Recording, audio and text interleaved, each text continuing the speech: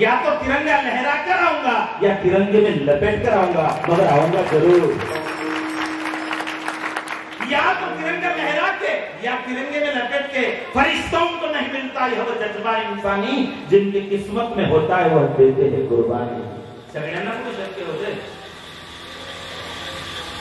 प्रत्येकाला ती उर्मी अंतःकरणात नाही ना। देशाला सुवर्ण पदक मिळालं 13 वर्षानंतर, अभिनव बिंद्रानंतर आता सुवर्ण पदक भेटलं ऑलिम्पिक मध्ये। कोणी मिळवलं? नीरज चोपडा। नीरज चोपडा खरं राहणारा पाणीपतचा, पण महाराष्ट्राचे घनिष्ठ संबंध एकदम जवळचे। नीरज चोपड्याचं रक्त महाराष्ट्रातलं कसं हो? 14 जानेवारी 1761 या दिवशी अहमदशाह अब्दाली आणि मराठ्यांमध्ये पाणीपत घडलं, घनघोर लढाई झाली। असं म्हणतात 3 लाख बांगडी फुटली। 18 ते 32च्या वयोगटातले 3 लाख तरुण मुलं पाणीपतच्या युद्धात कामी आले।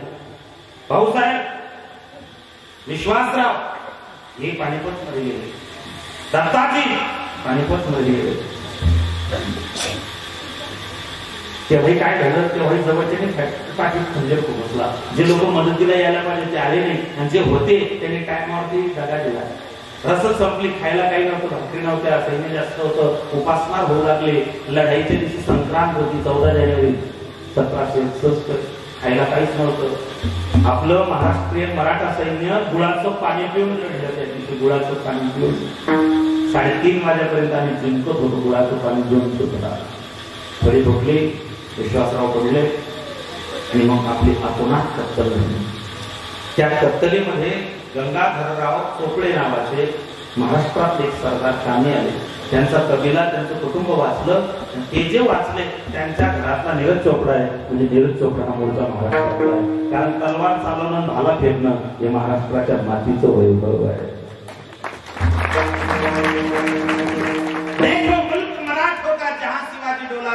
मुगलों की ताकत को जिसने तलवारों पे तोला था, हर पर्वत पर आग जली थी, हर पत्थर एक शोला था, बोली हर हर महादेव की बच्चा बच्चा बोला। महाराष्ट्राच्या मातीचा गुणधर्म आहे। जाहले शिवराय छत्रपती, जाहले छत्रपती शिवराय, मनोनी सुवासिन राहिली आमची माय। जाहले छत्रपती शिवराय, मनोनी सुवासिन राहिली आमची माय, आणि आम्ही जगतो सुनते शिवाय। हे त्यांनी दिलेलं, त्यांनी केलेल्या त्यागाचं प्रतीक आहे। धर्मरक्षणासाठी, धर्मरक्षा वय अवतार दिसी आपल्या पाळीशी, तुका म्हणे आहे तुका म्हणे आहे धर्म संस्थापने केला नारायणी। देव अवतार घेतो धर्माच्या रक्षणेसाठी। जब जब होवे धर्म की हानी,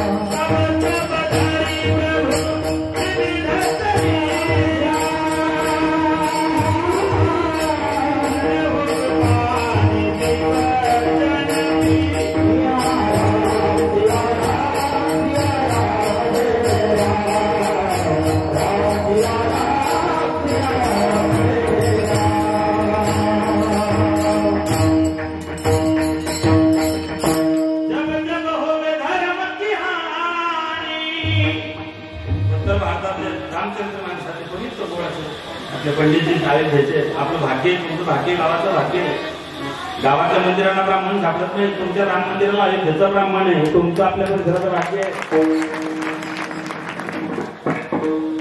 क्षत्रियचे ब्राह्मण आहेत, क्षत्रियचे ब्राह्मण नारबाबाचं फार गोड वर्णन देतात। महाराज अयोध्येचे जेव्हा भरपूर त्यांनी सांगितलं की हम अयोध्यास आहे, अरे अयोध्याचे ते